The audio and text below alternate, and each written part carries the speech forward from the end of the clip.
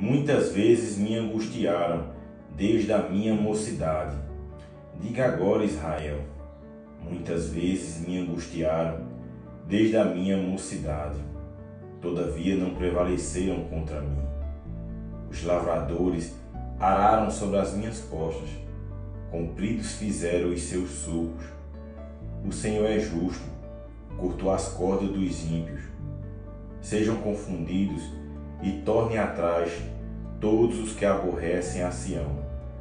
Sejam como a erva dos telhados, que se seca antes que a arranquem, com o qual o segador não enche a sua mão, nem um que ata os feixes enche o seu braço, nem tampouco os que passam dizendo: a bênção do Senhor seja sobre vós.